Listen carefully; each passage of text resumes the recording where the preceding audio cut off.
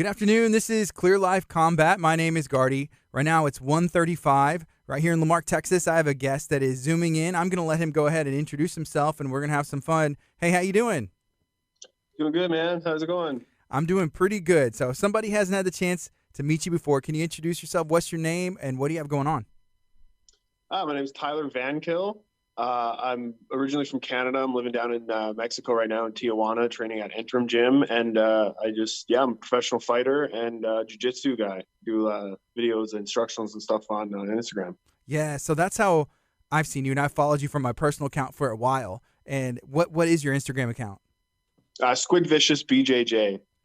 And I recommend that you follow that. If you're into jiu-jitsu, if you're into MMA or anything like that, there's a lot of really cool stuff. And so you have a pretty unique style and I guess a body build and stuff like that. So if somebody hasn't seen your Instagram before, how would you describe everything that you do, I guess, style-wise? I would just say it's weird submissions from weird positions. You know, like a lot of stuff. I'm a judoka originally, so I moved to the States and I started training MMA. I was standing a lot more tall in almost like a judo stance, and I was going up against a lot of wrestlers. I moved to Phoenix, and a lot of the wrestlers were just shooting in double legs on me and taking me right to the ground. So I ended up on my back, and a lot of the time I just had to figure it out from there. So I just started doing weird things, and it started paying off real well. And then as I kept evolving in the sport of jiu-jitsu and MMA and everything, it kind of coined itself into this weird style. And when I first started training, I was 230 pounds.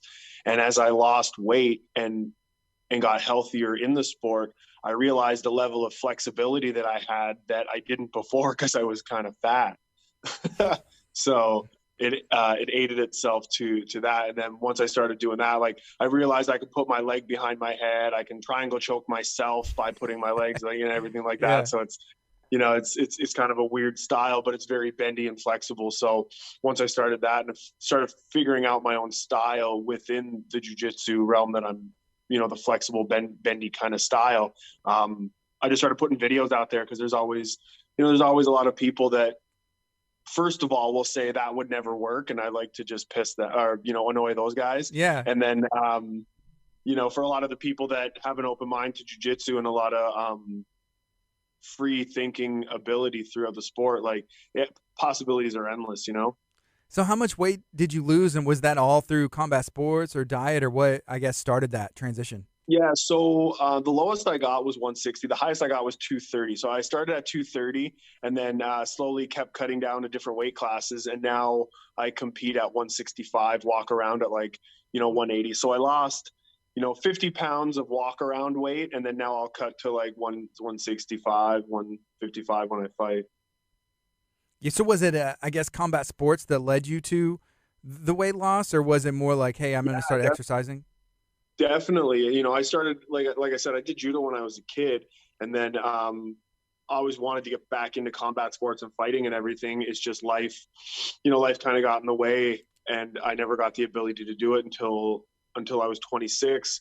And then I started training full fledged. And by that time I realized I was super unhealthy and going with guys in the gym. Like I always had it mentally, but then whenever the physical part came down to it, I was like, oh my God, like I'm a wreck right now. Like you need to, you need Yeah. to ship up or shape out, bud. Okay, so you started training judo whenever you were young. Did anybody else in your family train as well, or how did you have that introduction? Yeah. Yeah. So I have three siblings and we all train because my mom's a black belt in judo. So That's cool. yeah, she was on Canadian national teams and traveled all through Canada and stuff doing judo and stuff. So whenever we were young, she kind of, for discipline sakes, and both my parents were in the military. So through her military background and then the judo, she had to train her kids somehow. And it was through discipline, through martial arts. And that was basically it. So I grew up in a house where me and my siblings weren't just fighting, we were sparring. That's probably actually even like a better thing, like to get your frustration out, but also, train. Or what was that Yeah, like? big time. And I mean, it really gave me a sense of I think a little bit too far because I got picked on, but like a sense of like not bullying people, right? But like I took it to the point where I didn't stand up for myself and I got bullied, but I didn't like pick on people because I knew how to beat them up through judo and stuff like that, right? So it did instill that, and I mean I carry it to this day. It instilled that level of respect to other people and like Yeah. So originally from Canada, and now yeah. you're in Tijuana right now, but you also mentioned training in Phoenix, and you've moved around a lot. You know what? I guess why? I think whenever I was younger, I had like a lot of stability and I lived in the same house my whole life, grew up in a small town. Um, but I always knew that there was more out there. When you grow up in a place with 350 people and everybody knows everybody and their business, it's like you want more than that. And you see generations of people sitting at the local grocery store and their trucks all lined up on a Friday night. And it's generational, and I just always knew that I was meant for more in that way that everybody, wishes for themselves. And I realized just the only way to achieve that is to just go out and get it. And I luckily met my wife who is of a similar mindset, Hmm. and we just adventure together. It's pretty dope. Like we moved from Edmonton, Alberta, Canada, down to Phoenix for a job opportunity that she had. And then that stuff kind of fell through and we just kept plugging away down there. I found training and then we moved from there to San Diego. And that's where I really like fell in love with jujitsu and training and everything. Was I started training under Barrett Yoshida over there. And at the arena. And that's where I went from white belt to purple belt. I'm still under the association. I still, I'm still affiliated with them. And yeah, I just took over my life. Yeah, well, that's awesome. I mean, like you mentioned, that makes sense. Coming from a small town, there's a whole world out there, and you can kind of Yeah, go wherever it leads you. that's what it was. Like I always like, my Bumble, nowhere. I was just always kind of like, oh man, I wish I was in California. I wish I could live in California, like seeing all the movies, the Yeah. palm trees and everything. And like, it snows where I'm from, right? Like you'll get Hmm. there's snowstorms just happened last week. Like they had a snowstorm for like 3 or 4 days. You got to shovel your way out your back door, and I'm Yeah. seeing palm trees and I'm like, oh, this, I'll never forget the first time I picked an orange off a tree and ate it. It was like the coolest thing ever. That's awesome. Can we talk Yeah. about the name? So, Squidvicious. I guess how long has that been around, and where exactly did it come from? I was one of my training partners, Kong. He's one of Barrett's black belts, and another guy, Russ. They Russell Fouts. They kind of just they're on the team, and we were just all bouncing back and forth names and this and that, making fun of me actually because I kind of look like Squidward Oh, in a picture that they posted. They yeah. did like one of those like double pictures where my face next to Squidward, and it was like virtually identical. And they started all laughing, and because like when you roll with me, it's like a squid because Yeah. like if I'm sitting here, I can just kind of like you know put Yeah. my leg put my Oh leg my behind my God. put my leg behind my head and like things like that. Like I can like kind of heel hook myself and like things like that where it's like oh it's kind of like rolling with a squid because you don't know where it's all coming from and stuff. So there's this like and then one of the guys like Squidvicious from the band, he Yeah. just said Squidvicious, and I was just like done. That's it. I'm taking that one. Yeah, that's awesome. So whenever I guess you do meet people and you go compete, I mean they will call you Squidvicious. It's been everything in me right now not to just call you Squidvicious like that's your name. Yeah, appreciate it. I like it. Yes. Okay, so Better than you Tyler. I was better than Tyler. And I guess the name VanKill, is that really your last name? Yeah, yeah. That's a I pretty cool legally name. changed that. My wife and I made it up because, like, yeah. So basically, like, um, my mom changed her name back to her maiden name, and my wife kind of like, she was married previously, and then like we were just gonna like when we got married, she didn't like I didn't want my name. She didn't want like it was kind of like a whole deal. So Yeah. we just kind of like we were sitting back and thinking of like back in the day when people had last names, like they kind of just either came up with them in certain countries and things like that, or it was kind of whatever, right? So we just wanted to start our own legacy. So she's Dutch and I'm Irish. So like the beginning of Dutch names starts with Van, and the beginning of like certain Irish names is like Kill, like Kilkenny, Killarney, Killian. So we just went ladies first and made VanKill. It's a That's Dutch cool. Irish name. That is cool. I love that. Yeah, That's an awesome story. I wasn't sure what I was expecting, but that's a really cool story.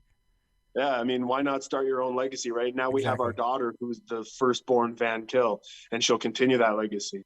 So it's Yeah. just kind of a way to kind of create your own path in a way that's like a little bit non-traditional, but it's kind of empowering in the same way that you don't have to be stuck to things that in life that you don't have to be. You know, like there's Yeah. ways around to get and become everything that you want to be. Yes.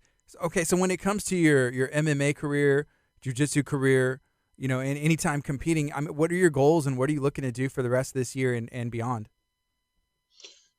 So basically, like I just like to win and beat people real quick because I don't like getting punched in the face a lot. I mean, but like this year, I just want to get as many fights as I can, and hopefully, my goal is to get to the UFC, um, bigger promotions, Hmm. and really just see where I got in this sport. Like everybody, I think really just keep going.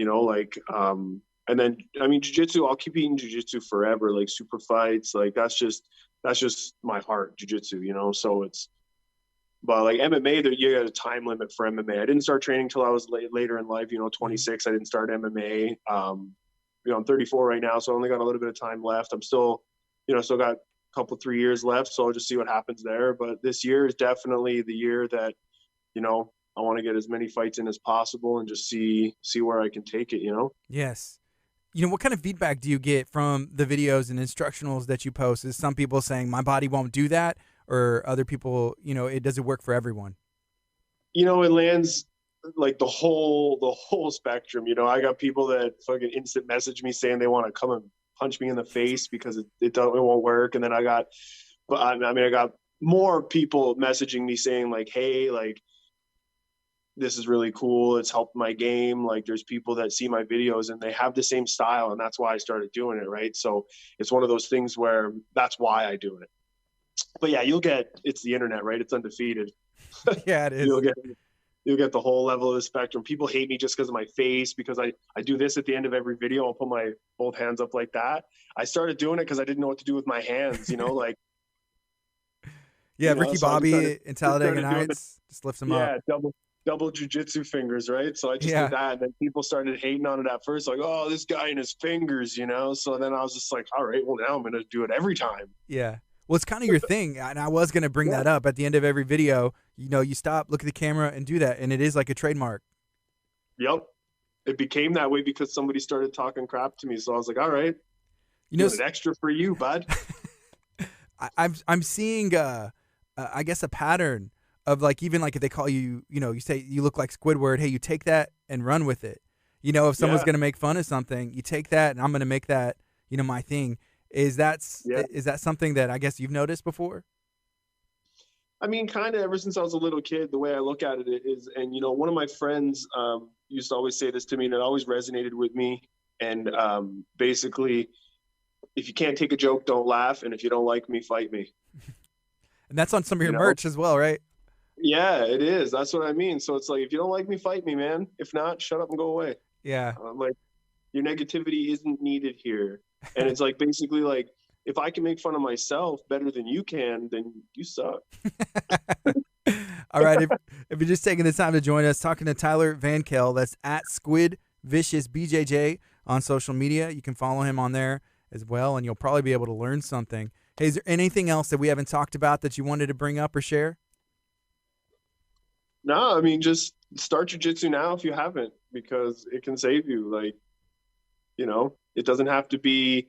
It doesn't have to be for competition. It doesn't have to be for anybody else other than you. I would just recommend, you know, going and taking the dive and finding a good school and starting your journey today, You, basically. you should come out with an instructional for stretching and flexibility. You know what? That's not a bad idea, because a lot of people lose it, and a lot of people want to do certain things, and you can't without certain stretching and stuff that's available. And you're not wrong there.